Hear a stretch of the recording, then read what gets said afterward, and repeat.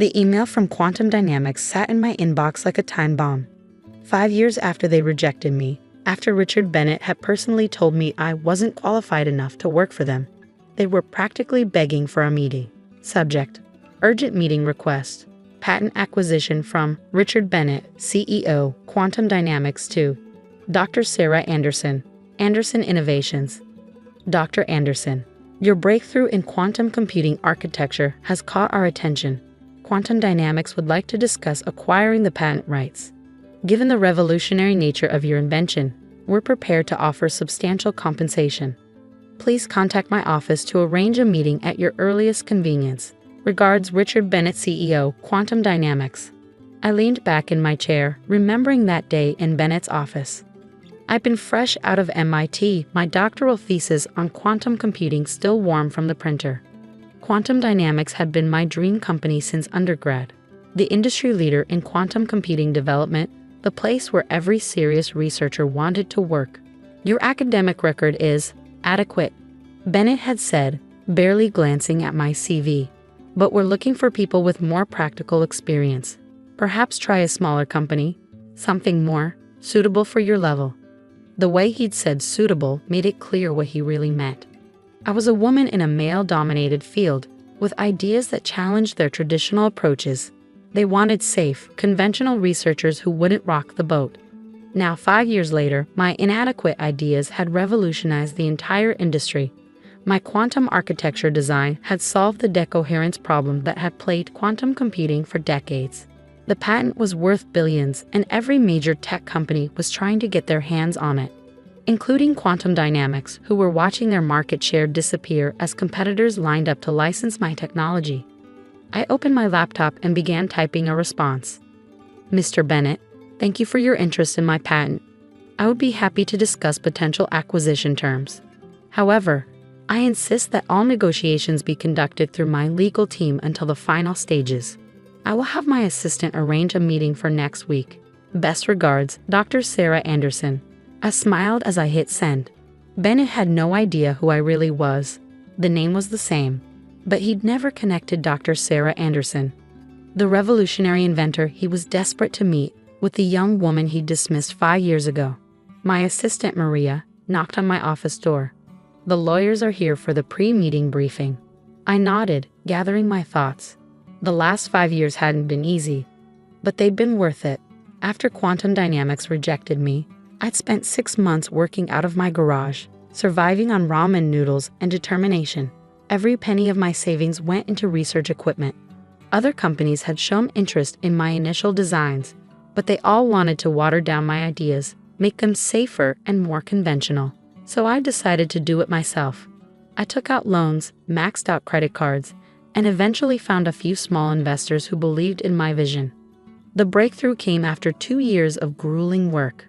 I'd been staring at test results at 3 a.m. when I realized the solution wasn't in making quantum bits more stable. It was in creating an entirely new architecture that worked with their inherent instability. The prototype worked better than anyone had expected. Suddenly, those same companies that had rejected my ideas were calling nonstop. But I didn't license the patent right away. Instead, I started Anderson Innovations, developing practical applications for my technology. Now, 3 years later, we had working quantum computers that were revolutionizing everything from medical research to climate modeling. Our machines were smaller, more efficient, and more powerful than anything else on the market. And Quantum Dynamics was falling behind. The legal team was waiting in the conference room, 3 top patent attorneys and our chief negotiator. They'd helped me navigate the complex world of tech patents and corporate negotiations, protecting my interests when bigger companies tried to bully us. Dr. Anderson, James Chen, our lead attorney, greeted me. We've reviewed Quantum Dynamics' preliminary offer. They're starting at $2 billion for exclusive rights to the patent. I sat down at the head of the table. And what's the patent actually worth? Conservative estimates put it at $5 billion minimum. But that's just for the patent itself. If we factor in the practical applications and future developments, it's worth more than their entire company, Sarah Martinez, our negotiator, finished, which is why they're so desperate to acquire it. Their stock has dropped 30% since we announced our latest breakthrough. I nodded, thinking about the poetic justice of it all. The company that had deemed me unqualified was now facing obsolescence because of my innovations. "What's our strategy?" I asked. James spread out several documents. "We string them along. Make them think they have a chance at an exclusive license. Meanwhile, we continue negotiations with their competitors. The longer this plays out, the more desperate they'll become." "And Bennett? Will he be at the preliminary meetings?" Sarah checked her notes. "No, they're sending their head of R&D and legal team for the initial discussions. Bennett only gets involved in the final stages of major acquisitions." "Perfect. I wanted to save my revelation for just the right moment." "One more thing," I added. "Make sure all meetings are recorded. I want documentation of every word." The next week passed in a blur of preparations. Quantum Dynamics representatives were suitably impressed by our headquarters, a modern glass and steel building in Silicon Valley, a far cry from my garage workshop days. They made all the right noises about synergy and mutual benefit, while their eyes betrayed their desperation. I watched the negotiations via closed-circuit TV from my office, letting our team handle the details. The Quantum Dynamics people kept dropping hints about wanting to meet the brilliant Dr. Anderson, but my team had strict instructions about maintaining my privacy. "Dr. Anderson prefers to focus on research," they would say. "She'll join us when the serious negotiations begin." Finally, after 2 weeks of preliminary discussions, Bennett himself requested a meeting. His email was less confident this time. "Dr. Anderson, our teams have made excellent progress, but I believe it's time for us to meet in person. Your innovations could be transformative for quantum dynamics. I would appreciate the opportunity to discuss our vision for the future directly. Regards, Richard Bennett." I read the email several times, savoring each word. Transformative was an understatement. My technology wouldn't transform quantum dynamics. It would save them from becoming obsolete. I drafted my response carefully. "Mr. Bennett, I agree it's time we met. Shall we say next Thursday, 2 p.m., at your office? I believe I remember the way. Best regards, Dr. Sarah Anderson." I sent the email, knowing the last line would puzzle him. Let him wonder about its meaning. In 1 week, he would understand exactly what he had missed 5 years ago. The weekend before the meeting, I visited my old garage workshop. I kept it as a reminder of where I'd started, though now it was cleaned up and served as a private lab for my personal projects. The desk where I'd had my breakthrough was still there, its surface scored from countless coffee cups and late-night frustrations. Pinned to the wall was my rejection letter from Quantum Dynamics, framed not out of bitterness, but as motivation. Next to it hung the front page of Technology Today with the headline, "Anderson Innovations Revolutionizes Quantum Computing." As I stood there, surrounded by the memories of my struggle, I thought about all the other brilliant minds who had been dismissed, underestimated, or ignored because they didn't fit someone's preconception of what a genius should look like. This wasn't just about personal vindication anymore. It was about changing the way the industry worked, about proving that innovation could come from anywhere, from anyone. Thursday was approaching, and with it my chance to show Richard Bennett exactly what he had missed. But first, I had to prepare for a meeting that would change everything, not just for me, but for the future of quantum computing itself. Thursday morning dawned clear and bright.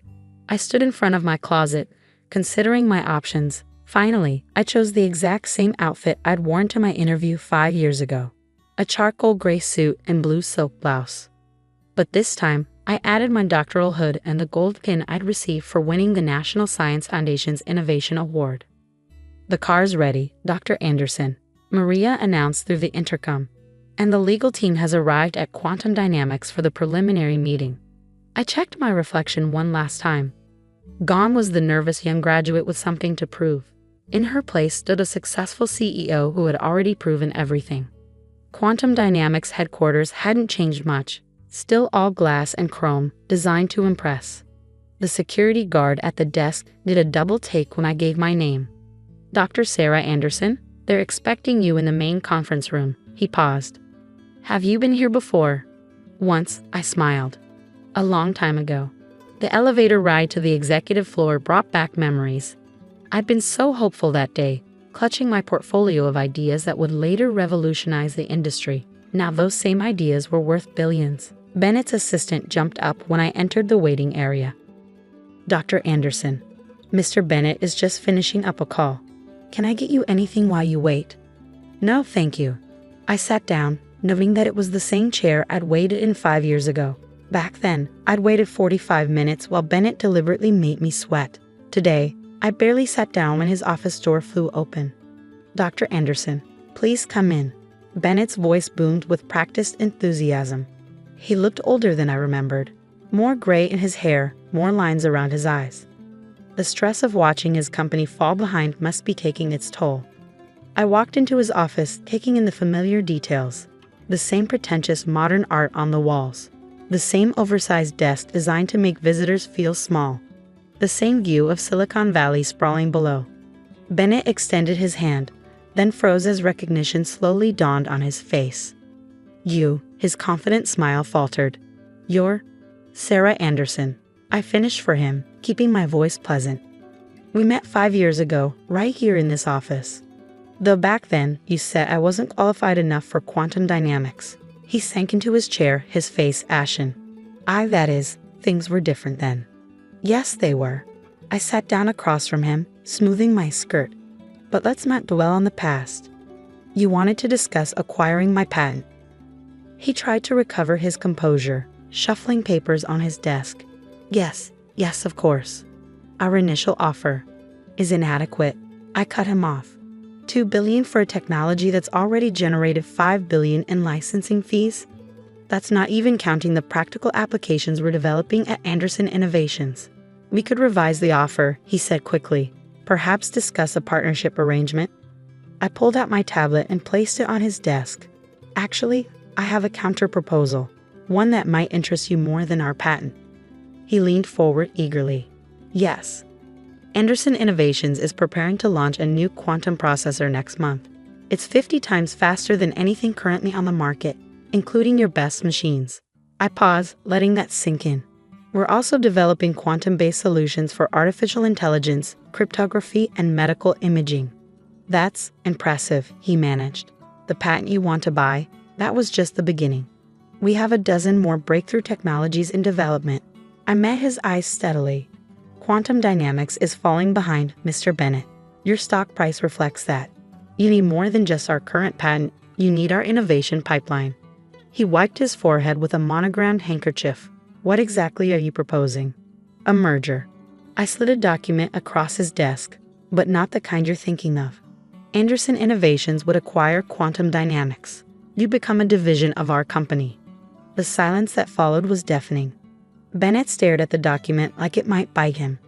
This is impossible, he finally sputtered. We're still one of the largest quantum computing companies in the world. For now, I agreed. But in 6 months, a year, your market share is dropping weekly.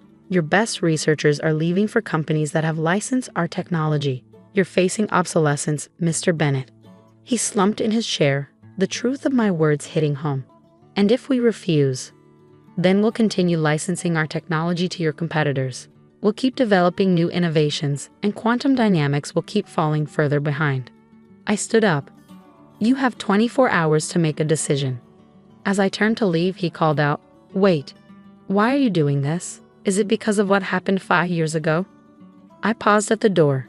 No, Mr. Bennett, this isn't about revenge. It's about the future of quantum computing. Your company has brilliant researchers, excellent facilities, and decades of experience. But you're held back by old thinking, by leaders who can't recognize innovation when it's sitting right in front of them. I walked out, leaving him with the merger proposal and his thoughts. The next day, Quantum Dynamics Board of Directors voted to accept our offer.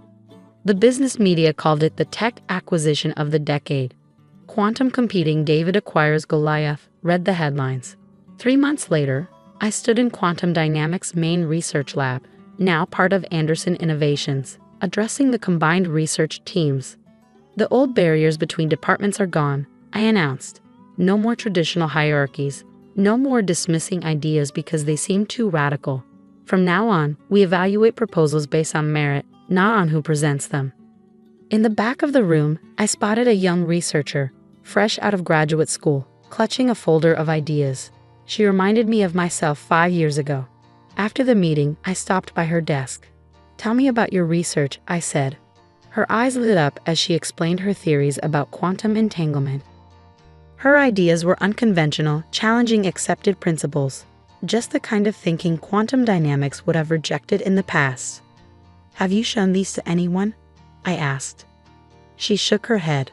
"I was told they were too experimental, that I should focus on more established approaches. I thought about my old garage workshop, about late nights spent proving everyone wrong. Would you like to lead a research team exploring these theories?" Her jaw dropped. "Really? But I just started." "Sometimes," I said, smiling, "the best innovations come from people who haven't been told what's impossible." Later that day, I visited Bennett's old office, my office now. The pretentious art was gone, replaced by whiteboards covered in equations. The oversized desk had been donated, making room for a collaborative workspace where researchers could share ideas. On one wall hung 2 framed documents, my old rejection letter from Quantum Dynamics and the signed merger agreement that had transformed both companies. Between them was a new plaque with Anderson Innovation's motto, "Innovation knows no boundaries." My assistant buzzed through. "Dr. Mitchell from MIT is on the line. She says she has a student you might want to meet, someone with unusual ideas about quantum gravity." I smiled, thinking about cycles and second chances. "Set up the meeting. And Maria, make sure they know we're always interested in unconventional thinking." The quantum computing industry had changed forever, not just because of our technology, but because we'd proven that true innovation can come from anywhere, even from someone who wasn't qualified enough. And somewhere in Silicon Valley, in a cleaned-up garage workshop, a framed magazine cover still hangs on the wall, reminding me that sometimes the best revenge isn't about getting even. It's about changing the game entirely.